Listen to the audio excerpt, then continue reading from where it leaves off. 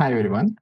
So today I want to share with you my attempts at the India TST problem on inequalities. Okay, and this problem is really cute.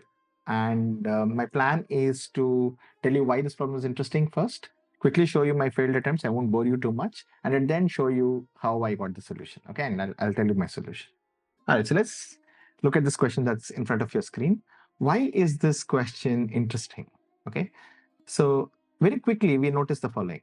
If the max of the first three terms is less than or equal to whatever the right-hand side, that means each of these terms is less than or equal to right-hand side.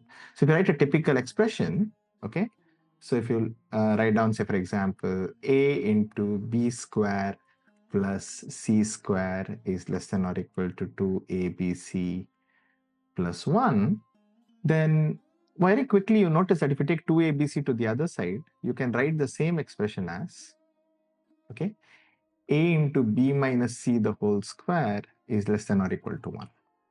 Okay, so this is something you see very pretty quickly because, if you take a to the other side, you'll have b square plus c square minus 2bc. Now, if each of these terms, if max is less than the right hand side, then each of the terms are less than right hand side. So you'll essentially get b into c minus a the whole square is less than or equal to 1, and c into a minus b the whole square is less than or equal to 1. Okay, so you get these three expressions. Now, what do you have to prove? You have to prove that the sum of these three quantities here, right? You have to prove the sum of these three quantities, this one, and this one, add up to 6abc plus 2. But you see, 6abc here essentially is 2abc plus 2abc plus 2abc. So you can sort of take the 6abc to this side and you can write it as like minus 2abc. So you can rewrite this as, so let's just quickly see. You can rewrite this as a plus b square plus c square minus 2bc. And similarly, cyclic sum is less than or equal to 2. Okay, because this is basically a cyclic sum.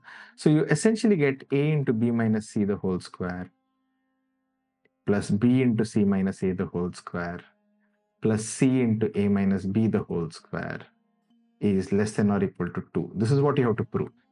Okay, and now you instantly see why this is such an interesting question. It's really cute and really nice because you see, you have been told that there are three real numbers ABC with you. You know that these three expressions, each one of them is less than or equal to 1. So obviously, if you sum this up on the left-hand side, you know it's less than or equal to 3. That's easy. That's immediate. There's nothing to prove there. It's pretty obvious, right? But what you have to show is the sum is less than or equal to 2, not 3. Which means certainly equality for all three cannot hold. Okay. Now, why is it that equality cannot hold? Well, you don't really need that for solving the problem, but it's quite interesting. I'll give you a small tip. Okay. It's a really interesting question. I was curious about it.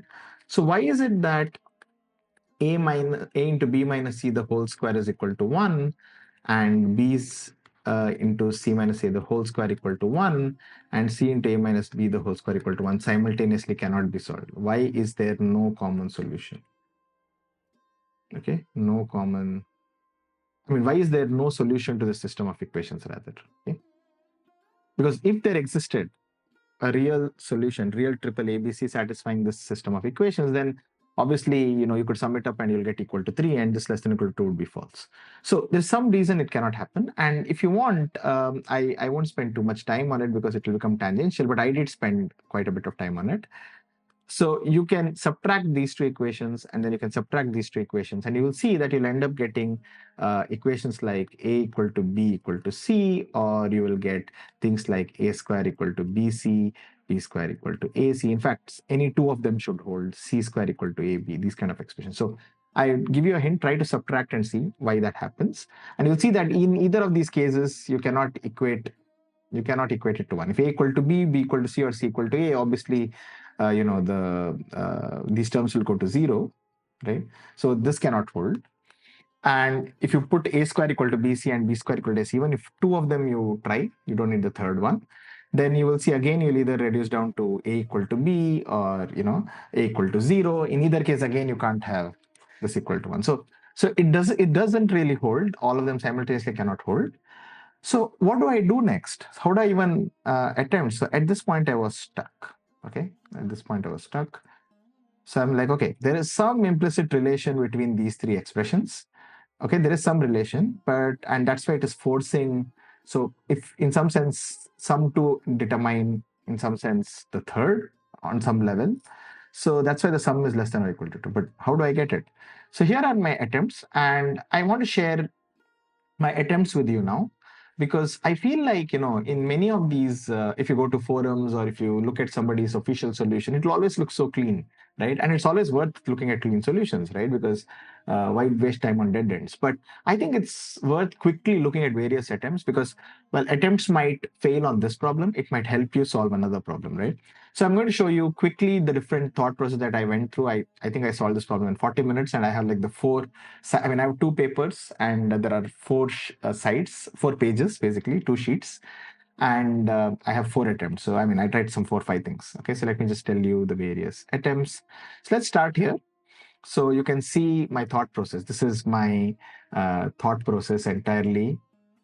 Okay, from failure to breakthrough. So let me just show you various stupid things I did. Okay, so I just started writing here. This is my first page. Okay, I started writing stuff here, as you can see, and I quickly realized that this is what we have to do, as we discussed. And I also told you my attempts. I subtracted these two equations and I got a bunch of stuff. I'll leave it to you to try these failed attempts. This is just to check why cannot all three simultaneously equal 1, which is I just told you already. So here is the next attempt you see. Can you all see here?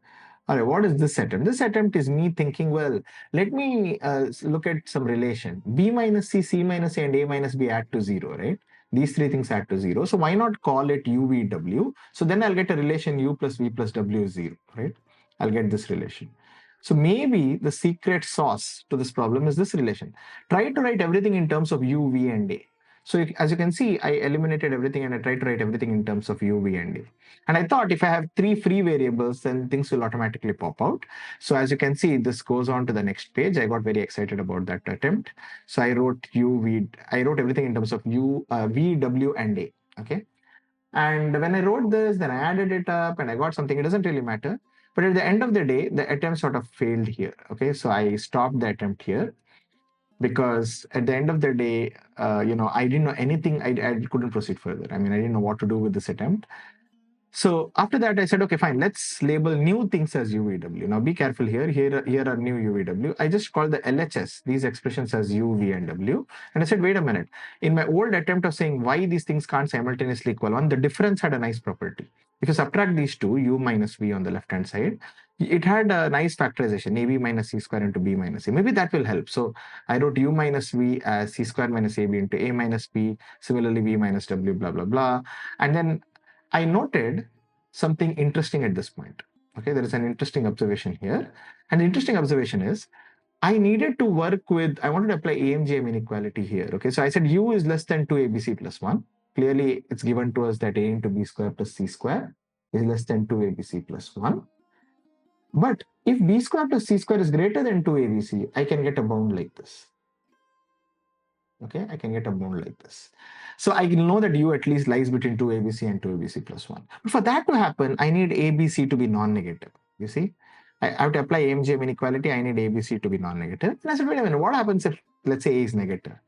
But if A is negative, the proof is really easy. It's over, because you see, B into C minus A the whole square is less than or equal to 1. C into A minus B the whole square is less than or equal to 1. So their sum is less than or equal to 2. And then to that, I add a negative quantity. Notice B minus C the whole square is already non-negative. And if A were negative, if even one of the expressions like A were negative, then this product would become negative. Okay, this product would become negative. And then to the sum of these two, which is less than or equal to 2, you are adding a negative quantity. It will even be smaller than 2, right? So therefore, the sum is less than 2 is trivial. So even if one of the ABC is negative, it's pretty easy to see that the sum is less than or equal to 2. So there is not, I mean, basically that part of the proof is over. That case is over. So we just have to worry about the case ABC being greater than or equal to 0. Now, if it is greater than or equal to 0, then I can say now I can apply AMGM inequality to this A into B square plus C square. In the hypothesis, we have been told that A into B square plus C square is less than 2ABC plus 1. But B square plus C square is greater than or equal to 2ABC. So I get this nice bound for U That is, it's less than 2abc plus 1, it's greater than 2abc. I didn't know how to proceed with this attempt, so this attempt also failed for me. Maybe there is a way people can continue it. The third attempt was, I said, wait, this a into b square plus c square minus 6abc is a symmetric expression. How can I be foolish? How didn't I note this? It's symmetric, right? So if it's symmetric, maybe I can use some sum of roots, product of roots. I can use some kind of symmetric polynomial theory and try to bound it and stuff like that, okay? So we have some inequalities, by the way, Newton's inequalities and stuff for symmetric expressions. So I said, oh, let's do some power sum. I can use AMGM in some clever way. But then I realized that the expression given to us, these original three conditions, right? These conditions, I don't know how to deal with that in terms of roots. What does it mean in terms of the polynomial, cubic polynomial whose roots were ABC? It's still not clear to me. Maybe somebody can finish this attempt, but I don't see a way to leverage or use polynomials, okay? But if we could, then we could try to bound somehow and prove it here. Well, that didn't work. Then I said, wait a minute, I know a method called smoothing where I can slowly move the variables closer and closer to equality. And maybe I can homogenize the expression to use it. So I homogenize the expressions here. You guys can see it here, right? This attempt here is homogenizing, and I set the sum to equal to 1. Soon I realized that, wait a minute, I know that a equal to b equal to c will never work, right? So I don't know whether this attempt is actually fruitful. So at this point, I got my breakthrough. Okay. After this one, because I gave up this attempt, the next attempt worked. And what was the next attempt? I said, well, I need a relation between A, B, C. Okay. The relation between, A into B minus C square, B into C minus A square, C into A minus B square. Now, I don't have an equality relation. Maybe I have an inequality relation. Okay. What inequality relation might solve the problem? Well, the simplest thing you can try is what if the sum of sum 2 is less than the third, right? So I said A into B minus C the whole square plus B into C minus. What if this was less than? Would it work? Well, it would, right? Because then if this were true, if I add C into A minus B the whole square on both sides, right, I'll get 2 times. But we know C into A minus B square is less than or equal to 1. It's given to us. So this is less than or equal to 2. So therefore we are done. The sum would be less than or equal to 2. So I only need to somehow, now at this point, I only need to prove this inequality. Now, if this is true, it works, or else it doesn't. It turned out it worked. Okay. I just needed to assume something which can be assumed without loss of generality. And let me show you that attempt. So here is my proof. Okay. So the proof relies on the idea. Okay. Assume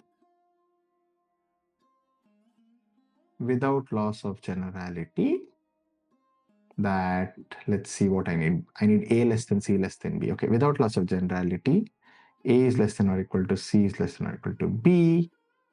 We claim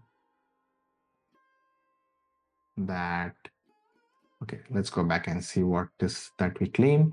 A into B minus C square plus B into C minus A square. We claim that A into B minus C square plus B into C minus A square is less than or equal to C into A minus B square. Okay. All right. So how do we prove this now? It's just algebra. So let's really expand it. So you will get essentially A into B square plus C square minus 2BC plus B into C square plus A square minus 2AC is less than or equal to C into A square plus B square minus 2AB. Now we have to be super careful that every step that we do is reversible, okay? In other words, that they are equivalent steps. If they are not, then we cannot we cannot reverse track. Essentially, for the proof to work, okay, we should be able to go backwards really starting. So let's just make sure that every step is reversible. Okay, I've just expanded the square, so it is reversible. Obviously, I can bring everything to one side, which is also reversible. So you essentially can write it as AB square plus AC square, right? Minus A square C minus B square C plus BC square plus A square B. Now notice there are two negative 2 ABCs on this side and one negative 2 ABC on the other side. So together you get 4 ABC is less than or equal to 0. Okay. So now you have, I think I have a calculation mistake. Oh no, thank God. So there are two ABCs, and so there's only one 2ABC here. I thought I made a calculation mistake and I'm in deep trouble. Okay. So, all right. So 2ABC. All right. So now let's group things together. Okay.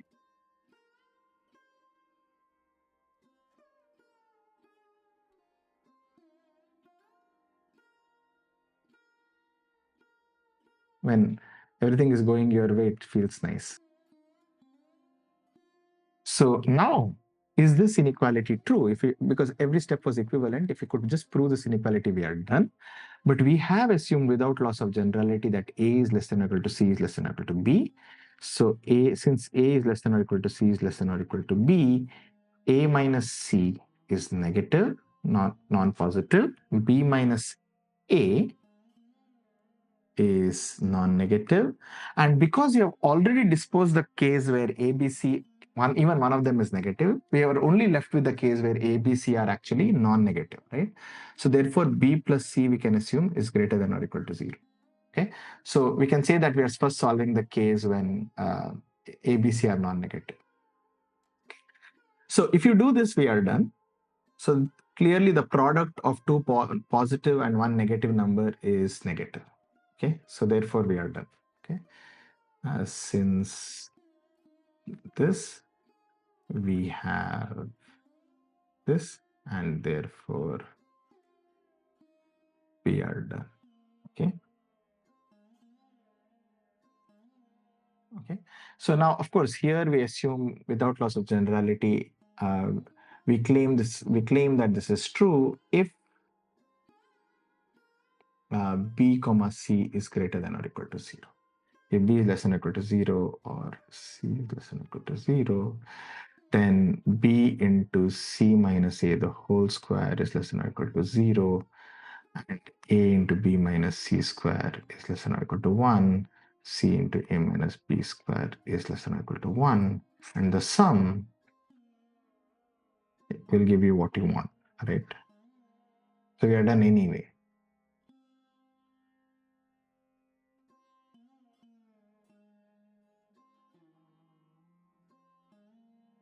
Okay, so done. Okay, similarly for C less than or equal to 0. Okay, so even if one of B or C is less than or equal to 0, we are done. And if B and C are both non-negative, then B plus C is non-negative, and then we are done in the first case. So either way, we are done. So we solved the whole problem, and hope you enjoyed it. If you could finish any of my failed attempts, make sure to write it in the comments below. Bye.